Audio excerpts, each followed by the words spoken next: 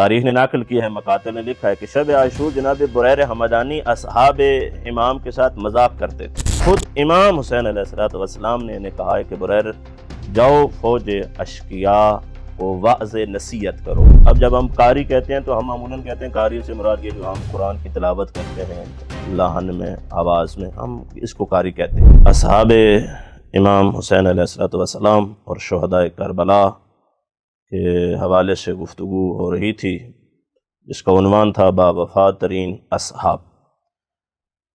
ابو ثمامہ سداوی اور انس بن حارث اسدی کے حوالے سے گفتگو ہو چکی ہے۔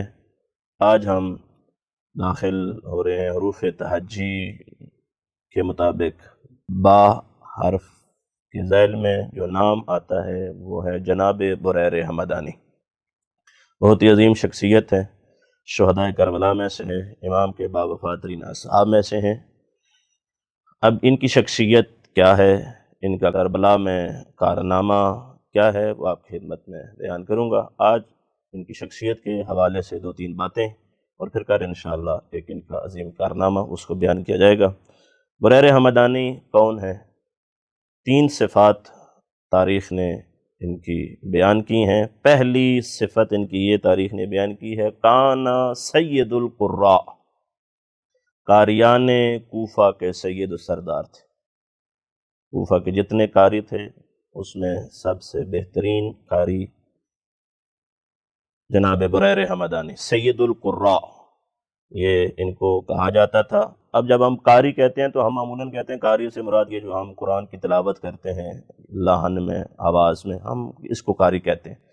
لیکن اس دور میں قاری جب کہا جاتا تھا تو فقط قرآن کی تلاوت کرنے والے کو نہیں، بلکہ جو قرآن کا درس دیتا تھا، جو قرآن کی تفسیر بیان کرتا تھا، مدرس قرآن، معلم قرآن، مفسر قرآن کو قاری قرآن کہا جاتا تھا۔ جناب بریر حمدانی کوفہ کے سید القراء میں سے ہیں، قرآن کا درس دیتے تھے، قرآن کی تفسیر بیان کرتے تھے، معلم قرآن تھے۔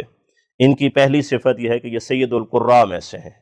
دوسری صفت ان کی یہ ہے، کان من زہاد، کوفہ کے جتنے زاہد تھے ان زہاد میں سے ایک زاہد جناب بریر حمدانی تھے۔ اور تاریخ نے لکھا ہے کہ الذین یصومون النہار ویقومون باللیل، ایسے زاہد تھے جو دن میں روزہ رکھتے تھے، رات میں اللہ کی عبادت کرتے تھے۔ اہل نماز تھے، اہل روزہ تھے اور زاہد تھے۔ یوں کہوں کہ جناب بریر حمدانی اپنے دور کے اویس قرنی تھے۔ جیسے اویس قرنی کا ایک نام زہاد میں سے ہے، ایسے ہی بریر حمدانی کا بھی ایک نام زہاد میں سے ہے۔ تو یہ ان کی دوسری صفت کہ کانا من زہاد۔ پہلی صفت تھی کانا سید القراء، دوسری صفت یہ ہے کانا من زہاد۔ تیسری صفت جناب بریر حمدانی کی ہے کانا من الخطباء، بڑے مشہور خطیب تھے جناب بریر حمدانی، بہت اچھی گفتگو کرتے تھے، مشہور خطیب تھے۔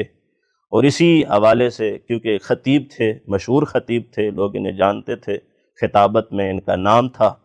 روز عاشور انہوں نے نماز صبح کے بعد خود امام حسین علیہ السلام نے انہیں کہا ہے کہ بریر جاؤ فوج اشقیاء کو واعظ نصیحت کرو، واعظ نصیحت کرو، ان کو تبلیغ کرو۔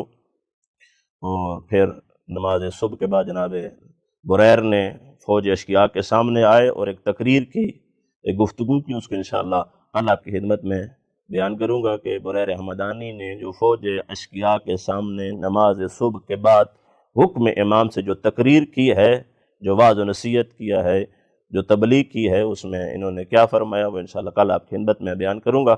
آج ایک ان کا اور عظیم کارنامہ بھی سنتے چلے جائیں، وہ یہ ہے کہ شب عاشور تاریخ نے نقل کی ہے، مقاتل نے لکھا ہے کہ شب عاشور جناب بریر حمدانی اصحاب امام کے ساتھ مذاق کرتے تھے، شوخی کر رہے ہیں، مذاق کر رہے ہیں۔ حالانکہ تاریخ نے لکھا ہے کہ کوفہ والوں نے کبھی بھی انہیں کسی سے مذاق کرتے نہیں دیکھا تھا، کبھی پوری زندگی مذاق نہیں کی تھی انہوں نے۔ لیکن شب عاشور دوسرے اصحاب امام کے ساتھ، مسلم ابن اوسجہ حبیب کے ساتھ مذاق کر رہے ہیں، تو حبیب ابن مظاہر نے کہا کہ بریر، آپ اور آج کی یہ شب اور مذاق، یہ تینوں چیزیں تو جناب بریر نے مسکرا کے بڑا خوبصورت جواب دیا، کہا کہ حبیب میں کیوں نہ مذاق کروں، کیوں نہ خوش ہوں، اس لیے کہ کل وہ دن آ رہا ہے کہ جس دن میں نے اپنی جان فرزند رسول پر قربان کرنی ہے۔ تو اس سے عظیم موقع اور اس سے خوشی کا موقع اور کیا ہو سکتا ہے کہ میں اپنی جان فرزند رسول پر قربان کروں گا۔ ایسا پوری زندگی مذاق نہ کرنے والا شخص شب عاشور مذاق کر رہا ہے اس خوشی میں کہ کل میں اپنی جان فرزند رسول پر قربان کروں گا۔ والسلام علیکم ورحمۃ اللہ وبرکاتہ۔